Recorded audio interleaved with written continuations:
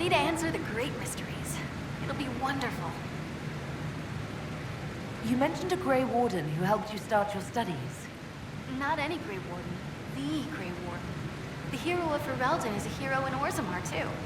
It's incredible that someone like the hero of Ferelden would stop to help the little people. Literally.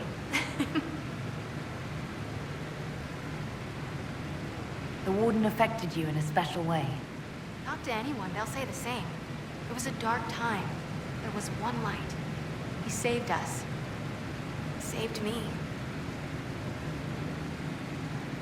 Your years of study have paid off.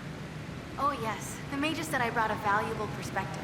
I've even presented my work to the College of Enchanters. I wanted in exchange. The Surface could learn about lyrium smithing, and Orzammar would gain knowledge of magic. But now there's no college. And so far as the Shaper is concerned, I'm castless. So you're getting my best work, Inquisitor. Let's make some great stuff.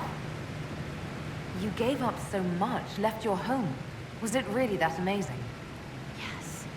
I left my home and my family, but I just knew I could be more than a smith. I wish my people weren't stuck in the past, and I regret that my father couldn't imagine another life for me.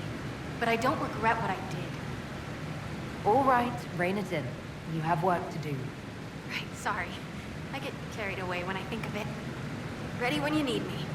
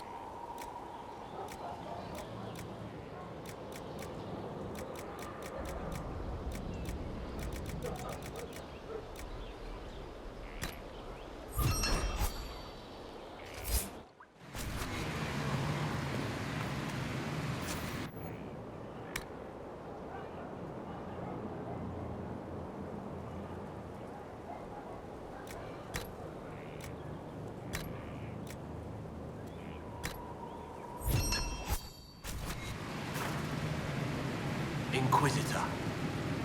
Any thoughts about our new tenant? You sure she doesn't own the place? Acts like it. No offense, it needed work. And fine work she's done to it. And for you. Don't mind me. Been a lot of change lately. Cheery as sugared flowers she is. I'll be back later. I'll be here.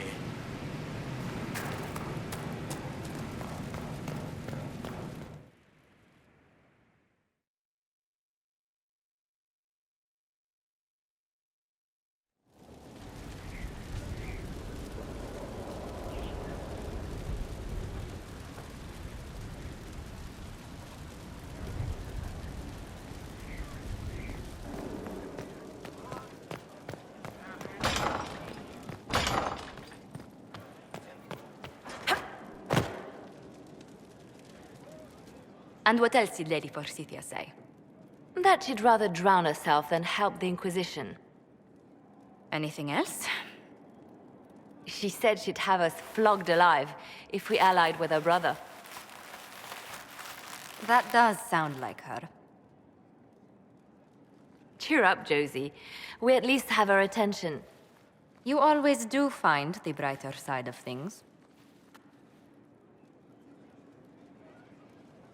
We are in the midst of cementing an alliance with Lady Forsythia of Navarra, your worship. It's become a somewhat delicate task. Can I do anything to help negotiations? Thank you, but I believe I have matters in hand. I dissuaded her from sending soldiers when she learned we'd struck an accord with a brother she's feuding with. Lady Forsythia simply employs a colorful manner of speech. You're rather good-natured about threats of death and dismemberment. They are chiefly bluster, Inquisitor. Most of them. But I confess I do miss my staff from the embassy in Antiva. It was always useful to discuss the day's visitors with them. I have time if you'd like to review things with me. I wouldn't wish to impose. If it were imposing, I wouldn't have offered. Well, I admit there are a few potential alliances it would be good to discuss. Right on the parlor floor, in front of everyone at the soiree. Who does such a thing in front of their guests? The Duke of Kellington, apparently. And then there's Cole's lurking. It frightens our guests half to death. Lord Gennard still won't respond to our letters. And Sarah, can she not find a single overshirt with that mustard taint on it? Then there's Dorian. The man refuses to take anything seriously unless it suits its whim. Not to mention... Oh goodness. Have we been here an hour already?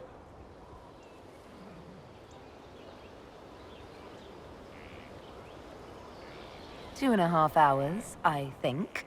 But no one's counting. Oh, dear. I didn't intend to go on for so long.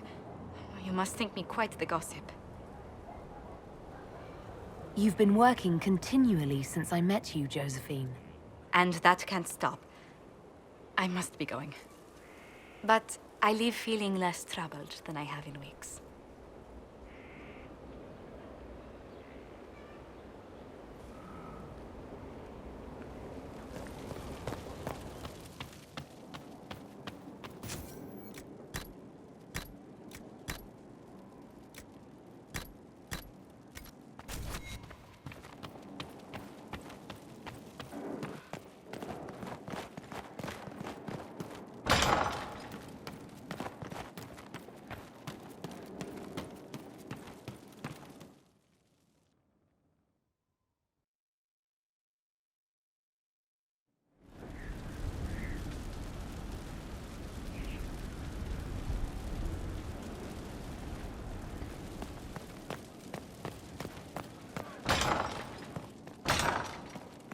Bye. A pleasure. You said the Montiliers used to run an entire trading fleet. What happened? There was a scandal in Val Royal more than an age ago. The Montiliers were forbidden from trading with Orlais. Our personal fortunes never quite rebounded. Does anyone in Orlais even remember what that scandal was? I doubt it, but the injunction persists. What exactly happened? An affair with a minor lord. Perhaps. Most other details are lost. Are you saying your family's livelihood was ruined because of a love affair no one even remembers? Essentially, Orlesian politics are full of these unhappy little missteps, Inquisitor. Tell me about the Montiliers. Well, my parents are alive and in good health. They live in our estate in Antiva City. Of my 4 siblings, most attend to the running of the family vineyards. That reminds me, I must ask someone to make sure Yvette attends the spring reception at the palace. My youngest sister has no head for social engagements. Why are you overseeing your siblings' social lives? It's Antivan custom. After a certain age, the heir apparent runs the family's estate to prove they're worthy of succession. If you're unfit for the task, the heads of the house, usually one's parents, may decree a new heir. What do these Antivan heads of the households do if they don't run it? They work and provide guidance. I've taken advice from my parents. Well, mostly mother. Father's more of an artist. It's rather gauche, but we never can dissuade him from running his own salons. Between him and my siblings, mother's looking forward to my taking over the estate. Between that and the Inquisition, when do you ever rest? Delegation helps a great deal. But managing the estate is my duty. As much work as it is, I will not shirk it. Is running your family's estate that important to you? I'm responsible for their welfare. A Montilier never shuns their familial duty. Taxing as those duties can sometimes be. Maybe your siblings could help lighten your burden. You don't know them. But Lorien in charge, or Antoine, or Yvette? No, truly. It must be me. You haven't really gone into detail about how you know Leliana. We met... let me think. We met the last few years of my schooling, but we became friends after I became ambassador to Olay. It seems terrifyingly long ago now. How exactly did you and Leliana reconnect in the Inquisition? I discovered my family had been overcharging a merchant we traded with for months. Our name carries a great deal of trust in Antiva. I spent weeks arranging a string of favors as suitable recompense. Apparently satisfied, the merchant extended me an invitation to her estate. Leliana greeted me in place of the merchant. I assume there was more to it than a strange way to say hello. It was a test of sorts. Leliana claimed she needed someone of painful integrity for the Inquisition. I accepted, once she finally explained what it was. Do you remain close? Yes, but she's grown so much more distant than the outgoing woman I met in Val Royeaux. Leliana used to wander the Orlesian courts, singing the sweetest songs, charming the greatest wits. Now she collects secrets and takes risks that would make empires tremble. I worry, but she will not hear it. Does Leliana confide in you? She enjoys revisiting our more disastrous adventures. Leliana used to concoct the most ridiculous plans. Run if you ever see her with a twine ball, a measuring stick, and a handkerchief. Who rules Antiva? Officially, the Principality of Antiva is governed by His Majesty King Fugelno II. In reality, Antiva's merchant princes rule the country in everything but name. Quite loudly, I might add. What sort of dealings did you have with these merchant families? As ambassador, I attended Privy Council meetings in a mediatory capacity. May I just say, one has never heard an argument until they've sat in on 15 princes howling down each other's tariff suggestions. If you must deal with legislation, at least it's lively. It's all a part of life in Antiva. Our traditions value passion and romance. A certain exuberance of style. Are you positive you're Antivan? I can be most exuberant when it's called for. Just at the right moments, and in a proper fashion. Might we speak of something else? What's the land like in Antiva? The settled areas are quite lush. The vineyards run as far as the eye can see in some places. Antiva City, however, perches right up against the Rialto Bay. That's what I miss most. The sea crashing against the maze of the docks.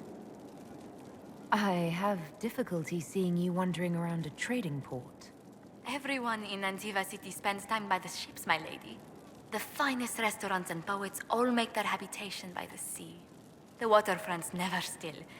Lanterns are lit along the promenade no matter what the weather. Are you ever homesick? Occasionally. When a breeze stirs the trees in the garden, I sometimes pretend it's the sound of the surf. Do you know, I even miss those terrible squawking birds infesting the harbor. My youngest sister used to throw whole loaves of bread to the gulls. Silly thing. Where were you raised, Josephine? I was born in Antiva City, but when I turned 15, Mother declared I'd attend finishing school in Val Royeaux. But I bawled into her skirts the day I had to leave. You must have missed her terribly. I did. And she was most unsympathetic to my wailing. But my mother only wanted the best for me. Living in Orlais was an education in itself. What did you learn at this finishing school in Val Royeaux? Among other things, mathematics, rhetoric, poetry, history, logic, and a great deal of etiquette. I still remember Madame Beventir's switch on my knuckles when I forgot the basic tenets of Nevaran dining customs. For a dowager approaching her 80th year, she had quite the arm. How did the younger you like Val Royeaux when you arrived? Have you ever stepped into a new city and felt the buildings couldn't possibly be real? That was Val Royeaux to me. So beautifully foreign, I gaped at its spires for months. Does Antiva City have nothing that compares to Val Royeaux? Antiva City is a jewel among the capitals. But I did not appreciate that before I traveled. There are multitudes of places I'd like to see. Saharan, the Anderfells, whatever lies past the Amaranthine Ocean. Let's speak later. Yes?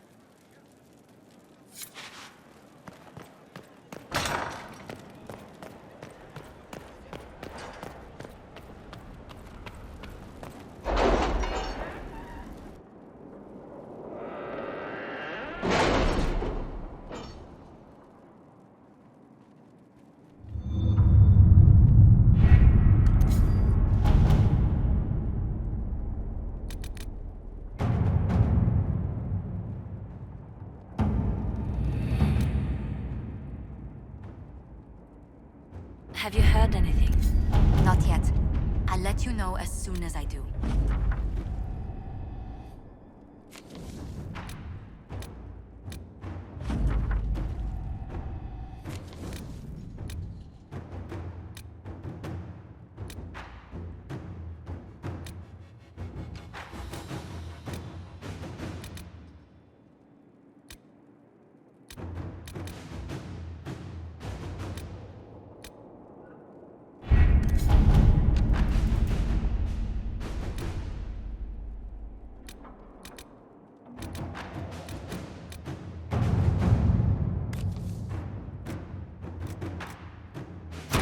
All right.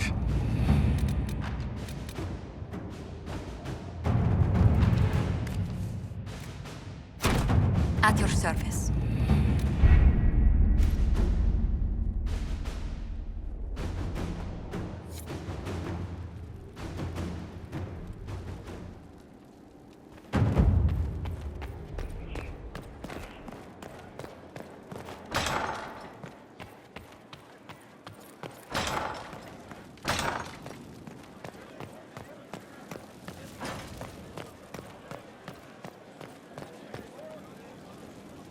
Looking for someone to talk your ear off? I think I can oblige.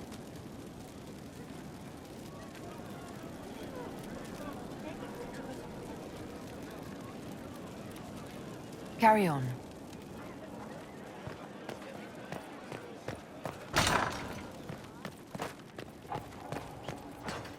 The new power you wield. I heard from Cassandra that it is the magic of the Knight Enchanters. If I am not mistaken, the techniques descend from those of ancient elven mages, called arcane warriors. I wonder what they would think to see their magic used in defense of the Chantry.